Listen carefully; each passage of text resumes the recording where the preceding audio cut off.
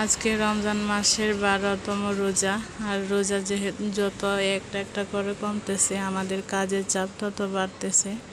তো আমি এখন থেকে সেহরি করেই চলে আসি। আর রাত্রে নাইট করতে পারবো না, কারণ রাত্রে নাইট করতে গেলে সকালে 10টা-11টা পর্যন্ত ঘুমের প্রয়োজন আছে। আর আমার যেহেতু ছোট একটা বাচ্চা আছে, ও আমাকে সকালবেলা ঘুমাইতে দেয় না, ওই জন্য সেহরি করে দোকানে চলে আসি। তো এখানে অনেকগুলো কাপড় কাটছি, আর এখনও কাপড় কাটতেছি। দোকানে এসে কাপড়গুলো কাটতেছি।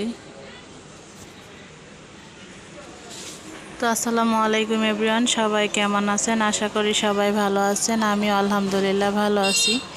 যে এখান থেকে আমার ভিডিও দেখছেন, প্লিজ একটা লাইক দিয়ে ভিডিওটা দেখা শুরু করবেন। এখন একটু শর্ট করে ভিডিও আপলোড দিচ্ছি, যেহেতু আমার কাজের চাপ বেশি। ঈদের পরে ইনশাআল্লাহ একটু লং করার চেষ্টা করব। আর এই টাইপের থ্রি পিসগুলো এইবার আমার বেশি অর্ডার পড়ছে। আমার দোকানেও আছে এরকম থ্রি পিস, আর বাহির থেকেও দেখছি মেয়েরা এইগুলোই কিনে আনতেছে। আসলে সস্তার মধ্যে যেগুলো পাই ওগুলাই নিয়ে আসে, তবে সস্তা বলতে আবার বেশি সস্তা না। এই থ্রি পিসগুলো বাজার থেকে আনছে ওরা 700 টাকা করে। এই থ্রি পিসগুলো আপনাদের এলাকায় কেমন দাম সেটা জানাবেন। তো এখন 10টা বাজে, আমি কিন্তু আসছিলাম সেহরি করেই পরপর চলে আসছি। আর আসার পর থেকে কাপড় কাটতেছি, এখনও কাটতেছি। একবারে অনেকগুলো কাপড় কেটে মেশিনে বসলে কাজ অনেক তাড়াতাড়ি হয়, আর একটা একটা করে কাটলে অনেক লেট হয় আমার কাছে। ওই জন্য আমি সবগুলো কাপড় একসাথে কাটতেছি।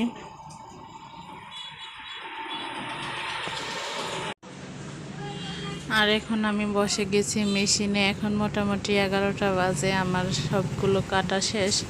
মানে আজকে আমি সারাদিন যা সেলাই করব সেগুলো কেটে বসে গেছি মেশিনে।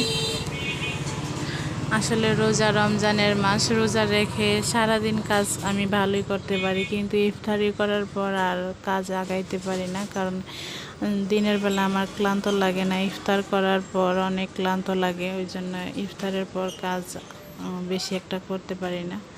তো ইফতারের পর থেকে রাত 10টা পর্যন্ত আমি দোকানে থাকি। আর আজকে আমি এইগুলো সেলাই করছি, এখন সবগুলো গুছাই নেব।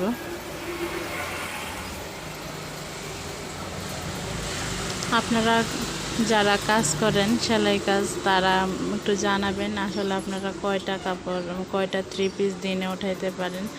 আমি বেশি পারি না কেন জানি, মানে দিনের বেলা আমি কাজ করতে পারি, কিন্তু ইফতারের পর থেকে আমি আর তেমন একটা কাজ করতে পারি না, আমার অনেক ক্লান্ত লাগে।